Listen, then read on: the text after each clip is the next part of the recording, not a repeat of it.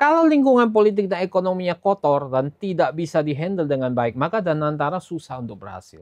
Sempat ngumpulin ke masyarakat tuh, kumpulin masyarakat, taruh-taruh, maka ganti kalau nggak salah proses berapa liter, ganti seliter minyak goreng dan sebagainya. Bangsa Indonesia, negara kita yang memang banyak akan berguguran, banyak PHK kalau itu terjadi begitu.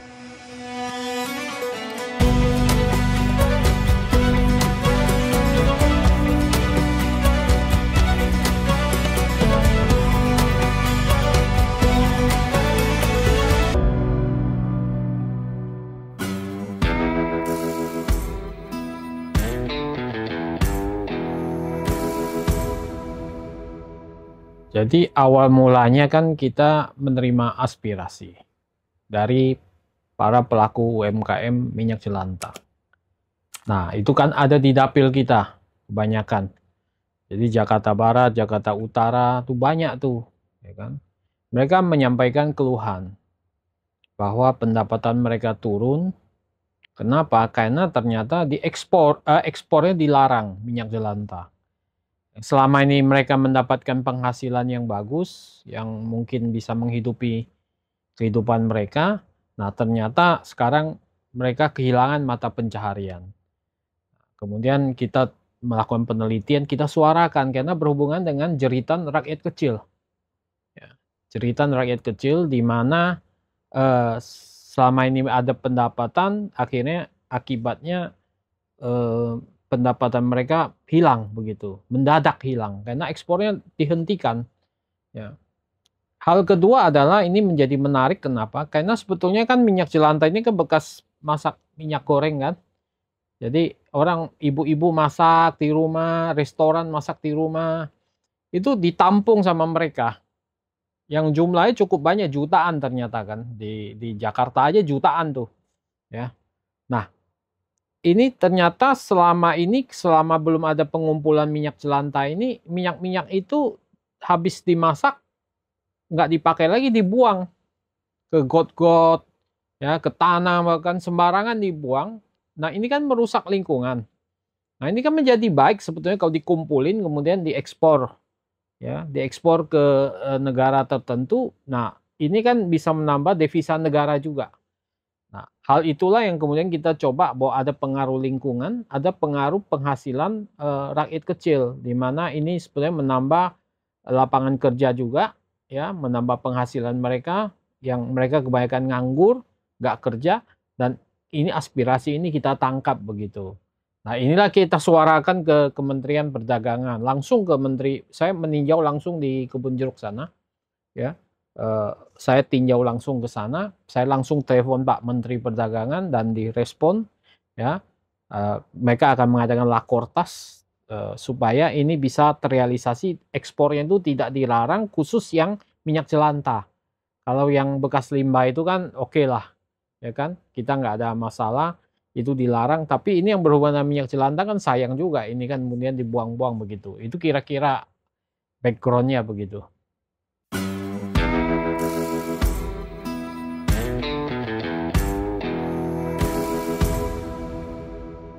Terlihat waktu itu menjelang Idul Fitri ya, mereka sangat menjerit ya. Kenapa? Karena menjelang Idul Fitri bulan puasa tiba-tiba di stop. Mereka mau lebaran, ya. Mereka menjerit, asosiasinya juga menjerit, dan saya langsung meninjau bahwa memang kotor ya tempatnya ya. Pengumpulan tempat itu kotor sekali, berbau ya. Tapi saya lihat bahwa kenapa tempat ini, buat apa dikumpulin kemudian diekspor. Dikasih ke pedagang yang melakukan ekspor gitu. Nah, itu yang kemudian dilarikan, diekspor ke luar negeri. Dan itu memang kerasa sekali karena nggak pegang uang mau lebaran, ya, dan mereka nangis, seorang ibu-ibu itu nangis sebetulnya, ya. Beberapa ibu-ibu bahkan nangis di tempat saat itu karena memang langsung kehilangan, ya, tadinya punya penghasilan ternyata kan hilang begitu. Dan masyarakat juga sebetulnya mendapatkan keuntungan juga karena kan dikumpulin, masukin dalam dirijen, ditaruh dirijen di rumah-rumah.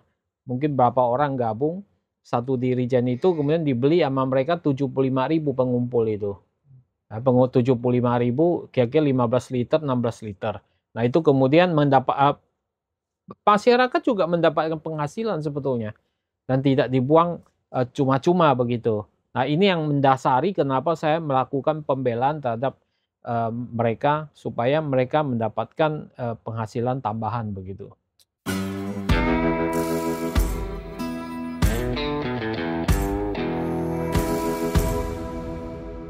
Jadi kalau kemarin kita hanya bertemu dengan masyarakat dan asosiasi.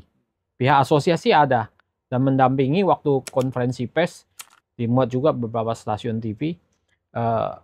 Dengan asosiasi itu kita terus dialog. Dan kemudian saya sampaikan lagi dalam rapat kerja dengan Kementerian Perdagangan kan. Kenapa ini belum direalisasi? Ya kan? Apa sebabnya belum direalisasi pencabutan ekspor minyak jelantah ini? Nah, kita intens kenapa? Karena ternyata banyak juga yang DM di IG saya kan, mana pembelanya? Bahkan mereka pikir apa ya, kita ini hanya sesaat aja gitu. Nah, kemudian datang rapat kerja dengan Menteri Perdagangan, saya suarakan lagi. Kemarin saya press conference bareng expose hasil pengawasan barang-barang ilegal. Saya ngomong lagi dengan Pak Menteri Perdagangan, tolong ini dicepatin, dan mereka berjanji akan mempelajari lebih dalam, dan ternyata itu harus diselesaikan di Rakortas, dan leading sektor itu Menko Pangan ternyata, bukan di tangan Menteri Perdagangan ini. Nah, ini yang akan kita kejar terus selaku Komisi 6 yang melakukan fungsi pengawasan, menangkap aspirasi rakyat. Sebagai anggota DPR kan kita harus menangkap aspirasi rakyat dan memperjuangkan dan mengawasi pelaksanaan kegiatan ini sehingga Permendak itu bisa dirubah begitu kira-kira.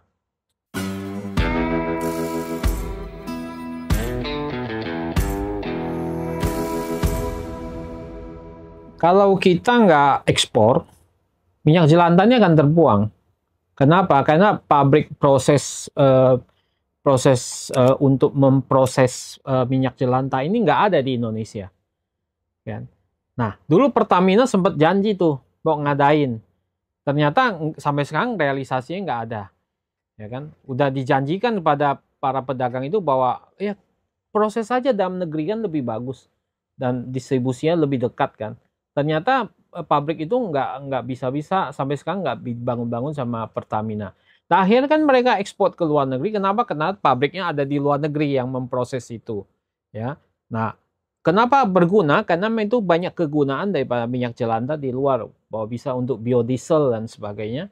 Nah, ini ada nilai ekonomisnya, ya, sehingga masyarakat di sini dikumpulin, bukan kenapa harus diekspor. Kalau di sini ada pabriknya, lebih baik pengolahan itu di sini aja. Ternyata nggak bisa. Nah, ini yang menjadi kendala gitu. Maka kita akan desak juga sebetulnya Pertamina juga segera membangun juga. Karena ini kan nilainya besar dan berdampak luas terhadap masyarakat kecil kan.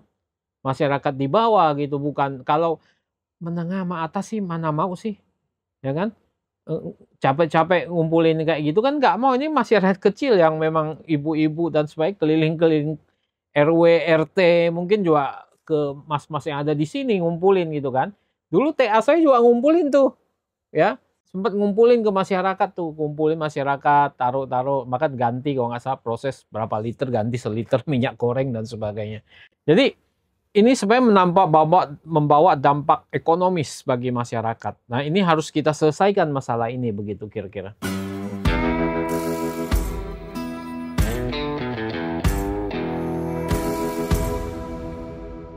Saya terlibat full ya. Jadi dalam penyusunan undang-undang sebagai anggota Panja di Komisi 6, saya terlibat full untuk melihat secara detail. Ya. Di awal-awal kan banyak lata nih, pengamat nih, banyak yang salah. Karena dia tidak baca undang-undangnya, dan memang tidak bisa disalahkan karena masih baru. Kemudian draftnya kan susah waktu itu didapatkan. Nah, kemudian saya banyak tampil saat itu untuk mengedukasi sebetulnya apa maksud dibalik pembentukan Danantara itu. Jadi lumayan saya ngerti karena kata baik kata saya ikutin gitu dalam pembentukan undang-undang ini sampai akhirnya masuk paripurna kita kawal. Jadi ide dasarnya sebetulnya bagus. Ide dasarnya sebetulnya bagus. Ini bagus Danantara ini, ya.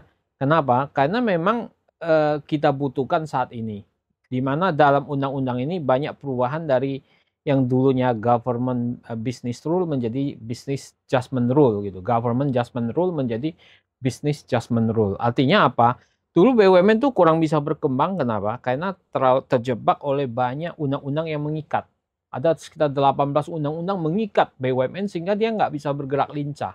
Sebetulnya ide awalnya itu makanya harus dibuka ikatan-ikatannya supaya dia bisa bergerak lincah. Tentu harus disertai pengawasan.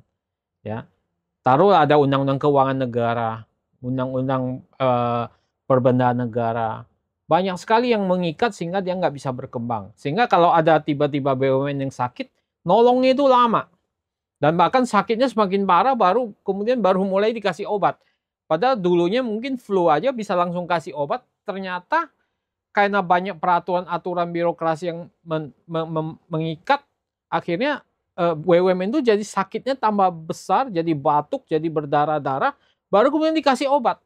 Nah ini kan akan merugikan perusahaan BUMN itu sendiri gitu. Sehingga ini kemudian itu coba dilepaskan ikatan-ikatan sehingga BUMN itu bisa bergerak lincah begitu. Tapi harus disertai pengawasan yang kuat memang. Nah inilah letak permasalahannya, apakah pengawasan yang dilakukan itu bisa maksimal, bisa efektif atau tidak untuk agar Danantara ini bisa bergerak maju begitu.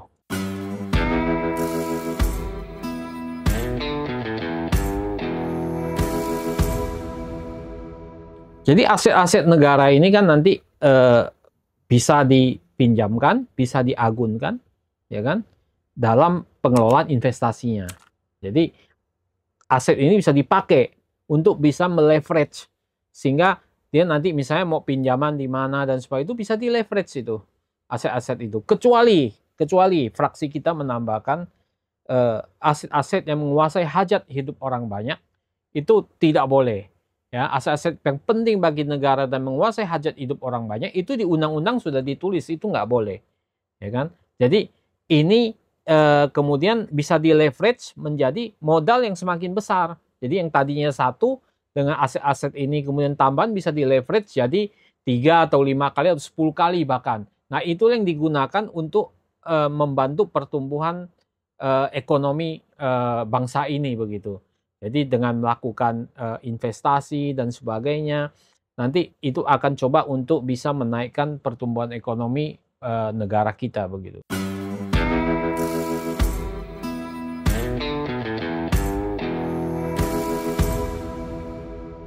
Jadi saya selalu mengatakan gini, Danantara akan berhasil kalau pengawasannya efektif, maksimal. Kalau selama kondisi pengawasannya tidak maksimal dan efektif, maka ini akan menjadi monster. Selalu saya katakan itu, ya kan? Kita lihat dulu, apakah Danantara ini atau kita bisa merubah perilaku-perilaku ya yang terjadi di negara kita ini. Satu, kenapa super holding Singapura ya, bisa berhasil? Karena lingkungan politik dan ekonominya bersih. Kalau lingkungan politik dan ekonominya kotor dan tidak bisa dihandle dengan baik, maka Danantara susah untuk berhasil. Misalnya apa? Penegakan hukum lemah. Ya kan? Banyak perilaku koruptif, parasit, koruptif. Kalau itu masih tinggi, maka Danantara akan terintervensi, kan, terdilusi. Akhirnya apa? Akhirnya ugal-ugalan. Nah kalau itu ugal-ugalan, trust turun, trust masyarakat turun sama Danantara, kemudian itu akan amburadul dan itu jadi monster. Nanti habis-habisan kita. Nah inilah pentingnya pengawasan dan merubah perilaku yang ada di Indonesia ini agar budaya-budaya koruptif, parasitik itu bisa dikurangi begitu. Kalau selama ini nggak bisa, maka sulit gitu. Misalnya gini, kita injek satu perusahaan Danantara. Misalnya Garuda yang rame ini. Kamu mau diinjek dana nih. Ya kan? Mau diinjek dana. Nah, kalau kemudian dia injek dana itu untuk menyelamatkan Garuda misalnya, tentu kita pelajari dulu dong business planning-nya dong, feasibility study-nya. Ini injeknya akan bisa ngangkat Garuda atau tidak. Nah, DPR di sini bersama Danantara mengkaji bersama-sama. Ini worth it nggak untuk di-invest? Dana sekian triliun misalnya masuk. Ini kan rencananya kan hampir 20-an triliun nih. Mau masuk ke Garuda lagi nih. Nah, kita harus kaji. Nah, kalau sekarang kemudian pengkajiannya nggak benar, semuanya nggak benar, dipaksakan masuk dananya, habis nggak dananya? Hilang nggak dananya? Seperti Merpati, bangkrut kan? Hilang kan? Kalau hilang, kemudian dana masyarakat, dana rakyat kan hilang di situ. Berarti dana yang mestinya digunakan tempat lain dipakai di sini secara amburadul, ugal-ugalan. Ya, kenapa? Karena di sini ternyata dengan cara ini perubahan model bisnisnya, perubahan bisnis planning, model bisnis di dalam bisnis planning itu tidak berjalan dengan baik, tapi tetap dijalankan. Nah, ini yang bahayanya, seperti kayak gitu, ya kan? Nah, itulah yang kita nanti pengawasan di DPR bersama-sama dengan pemerintah dan Danantara itu agar bisa benar-benar dievaluasi dengan cermat. Tugas kami adalah melakukan pengawasan itu. Tapi kan Mas tahu, di Indonesia ini kadang politik power lebih tinggi daripada semuanya. Kita kan nggak bisa apa-apa juga kadang-kadang kan. Kita udah ngomong soal analisis ekonomi. Jago ini kita ini. Ya kan? Pinter nih semuanya. Pinter-pinter semua. Tiba-tiba kekuatan politik yang memaksakan ini terjadi kan jadi rusak juga. Nah, inilah kita minta perhatian pemerintah agar marilah kita bangun Danantara bersama-sama. Karena apa? Karena kita mendukung kok Danantara Pak Presiden Prabowo kok. Kita dukung kok. Tapi kita harus kawal juga Pak Prabowo kan sebagai presiden yang terpilih kan. Kenapa? Karena kalau enggak Danantaranya hancur, trustnya hancur, nanti juga trustnya Pak Presiden juga habis. Karena penggagas pertamanya kan Pak Presiden Pak Prabowo gitu. Nah, ini yang harus kita jaga. Jadi kita mau jaga pemerintah ini berjalan dengan mulus gitu. Jadi janganlah kritikan kami ini dianggap sebagai wah kami oposisi melawan dan sebagainya. Tidak. Kami mengkritik ini tujuannya adalah baik. Agar apa? Apa semua program visi misi Pak Prabowo sebagai Presiden Republik Indonesia ini terkawal dengan baik. Gitu. Ini harapan kami. Jadi kalau kami suara lantang bukan berarti kami mau melawan. Tidak. Justru kami mau melakukan kritik konstruktif. Supaya apa? Supaya ini berjalan sesuai dengan arahnya begitu. Ya kan? Nah, ini yang kita lakukan di parlemen sekarang ini. Ya, kita lakukan dengan kajian data-data, betul kan? Kita suguhkan data-data semua. Supaya apa? Supaya ini berjalan dengan baik. Siapa yang rugi kalau ini nggak berjalan baik? Pak Presiden Prabowo sendiri, bangsa ini, rakyat sendiri yang paling dirugikan. Karena dana, Mas bisa bayangkan kalau dana 25 triliun misalnya dilakukan, disuntikkan ke Garuda, kemudian bangkrut lagi, apa jadinya? Bukan uang rakyat begitu. Kita punya kasus nggak? Punya. Merpati. Habis. BUMN berapa kali? Habis total. Udah itu bangkrut kan? Tidak ada sisa apapun. Nah, itu yang kita nggak boleh terjadi gitu.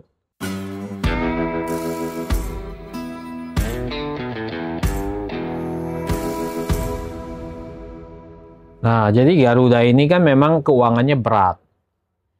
Sangat berat. Ya. Ekuitasnya minus 1,3 miliar dolar US. Total hutangnya 8 miliar dolar US. Ya kan?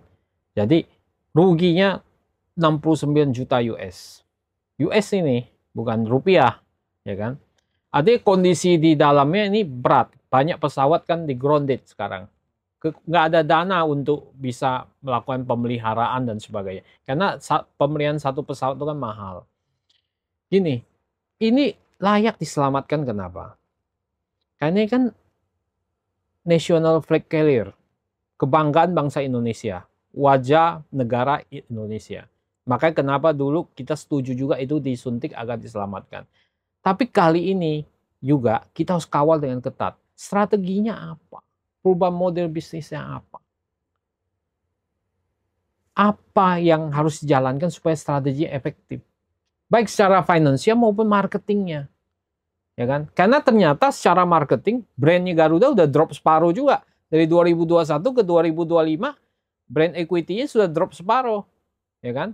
Itu yang saya pertanyakan juga kemarin. Sudah drop, marketingnya drop, finance-nya drop, marketingnya drop kan. Nah, saya bilang ini butuh strategi yang khusus. Harus turn around, putar balik.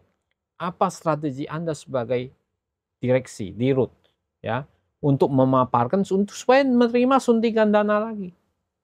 Jadi, kalau saya mengatakan bahwa ya ini memang harus diselamatkan juga karena menyangkut kebanggaan bangsa Indonesia gitu kan, negara Republik Indonesia ya, harus diselamatkan. Kita coba, tapi masih bisa diselamatkan nggak?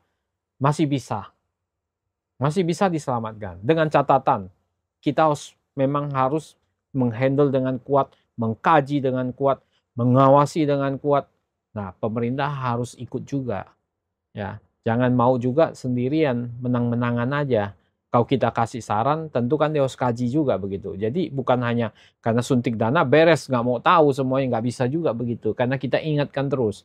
Jadi kita nanti fraksi PDI Perjuangan, terutama POKSI 6, akan mengawal dengan ketat kebijakan strategi turnaround strateginya seperti apa, strategi ke depan dia seperti apa, baik finance maupun marketingnya begitu. Kira-kira begitu.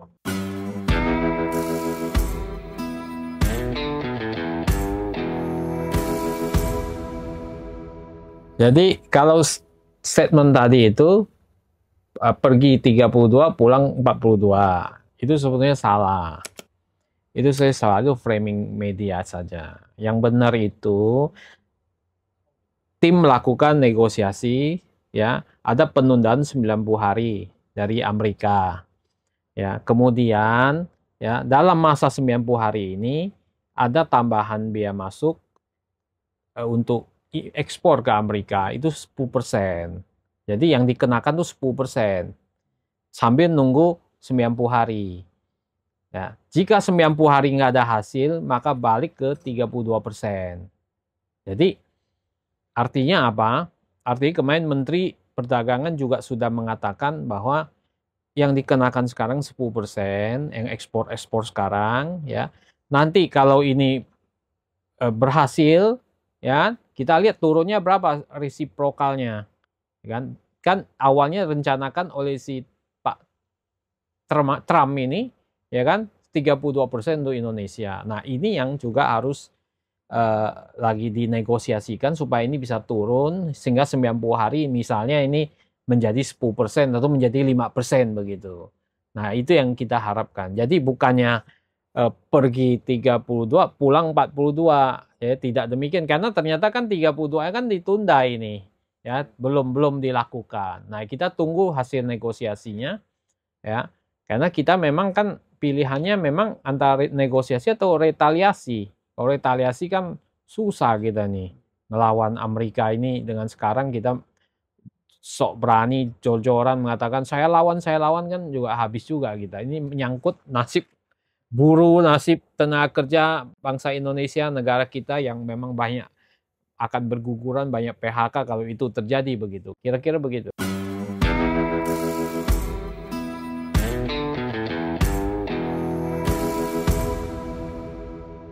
Kalau yang sekarang kan kita lihat memang dampak paling nyata kan pertumbuhan ekonomi kita kan memang tidak terlalu bagus ya. Jadi kalau dampak signifikan itu belum, karena kan belum diberlakukan. Tapi kalau ini diberlakukan pasti berdampak begitu. Jadi kita turun ke bawah, ada penurunan tapi tidak terlalu signifikan. Begitu dicabut, tunggu 90 hari kan apa yang terjadi kan? Dolar Amerika, rupiah menguat. Indeks saham ke 7.200 IHSG. Saham-saham naik lagi. Kemarin kan rubuh nih, turun jauh nih. Ya. Tapi sekarang begitu di 90 hari ditunda, ternyata membaik kembali. Ya, ternyata pengaruhnya ada nih perang tarif ini kan. Begitu dilakukan lagi 32% atau naik jadi 50%, tambah hancur memang nanti kan. Jadi artinya pengaruhnya belum signifikan. Karena kan masih kecil, masih bisa ekspor ini. Mereka ini masih bisa ekspor, ya, walaupun agak menurun tapi bisa ekspor, ya, impor juga terkendali juga. Saya pikir ya yang harus diberesi sekarang deregulasi ekspor impor kita, yang memang lagi parah kan, disebut paling ribet sedunia ranking terakhir kan. Jadi, nah ini harus dikerjakan dengan baik ini untuk menyambut agar kita sambil memperkuat soal aturan main ekspor impor, soal industri kita harus dilindungi, soal lapangan kerja kita harus dilindungi, menciptakan 19 juta lapangan kerja, ini yang harus diperhatikan oleh pemerintah begitu.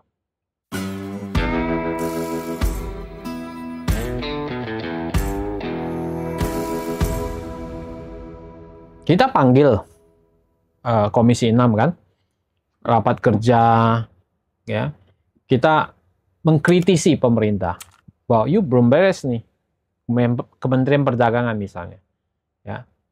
Jangan juga kemudian pihak Amerika suruh buka, kita buka semua, ya kan? Kepentingan nasional didahulukan.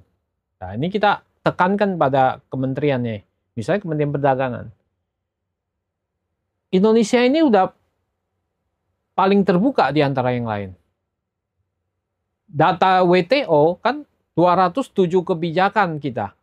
Non-tarif measurement. Non-tarif itu yang tidak tarif itu 207. Hambatan masuk yang non-tarif. Amerika 4.967. Thailand di atas kita 600-an kebijakan. Berarti kan kita paling terbuka. Nah, kalau dibuka, apalagi mau dibuka? Apa celana semua ini mau dibuka semua? Kan tidak boleh. Kepentingan nasional juga harus kita lindungi kan. Maunya negara lain seperti Amerika kan kita buka semua. Tapi kita ingatkan pada Menteri Perdagangan. Apalagi yang mau dibuka? Orang kebijakan kita udah banyak terbuka, ya kan? Nah, tapi hal-hal tertentu bisa saja dilakukan, tapi sejauh tidak mengganggu kepentingan nasional, ya, keadilan buat bangsa kita begitu. Nah, ini yang harus dicermati, dikritisi kepada Kementerian Perdagangan. BUMN juga, kan? Impor gas misalnya. Kita ingatkan juga, berapa persen yuk udah impor dari Amerika? Udah tinggi. Nah, kalau ketinggian bahaya juga. Seperti kata Pak Menteri kemarin. Bahaya juga kalau terlalu tinggi. Nanti kalau tiba-tiba ada permasalahan kan jaraknya jauh Amerika ke sini. Dan Timur Tengah ke sini kan jauh. Nah, kalau tiba-tiba kemudian dia nggak bisa supply, ya kita kesulitan dong kan. Nah, minyak mentah misalnya, kan baru 4%. Nah, berarti kan masih bisa. Tapi kalau gas, masa semua impor dari Amerika? Kan nggak boleh juga. Tapi kalau minyak mentah, crude oil, ya bisa kan, karena baru 4%. Nah, hal-hal kayak gini kita kritisi. Kementerian Koperasi misalnya, kita juga kritisi. Ya. Nah, ini menjadi poin-poin di mana kita minta dia paparkan apa sih dampak terburuknya kalau 32%. Apa dampak terburuknya kalau melebihi 32%. Ya, berapa kekuatan BUMN kita kalau rupiah kita melemah. Nah, ternyata kan kemarin di stress test, kan, ternyata kalau sampai 20.000 masih aman katanya BUMN kita. Ya kan? Nah, hal-hal gitu kita kaji. Bagaimana cara ukurnya? Kita tanyakan ke Pak Menteri. Bagaimana cara ukurnya? Itu pengawasan. Ya. Yang kedua adalah kita turun ke bawah. Bertemu asosiasi, bertemu kelompok pengusaha, masyarakat. Kita cari tahu apa yang terjadi di bawah. Dengan asosiasi, dengan Kadin, dengan apa. Asosiasi kan banyak tuh lapor ke Komisi 6. Kita tanyain. Ya. Stakeholder ini kita tanyain semua apa yang terjadi. Nah, dari situ kita tahu situasi seperti apa, real. Bukan hanya persepsi. Angka-angka kita tahu. Nah, ini penting supaya apa? Kita tidak berbicara berdasarkan persepsi, tapi berdasarkan fakta. Kalau dengan ada fakta, maka kita bisa mengambil kebijakan yang tepat begitu.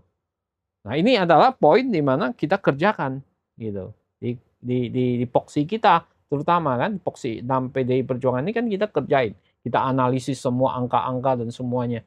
Nah, itu membutuhkan keahlian khusus di setiap anggota begitu, dari setiap anggota.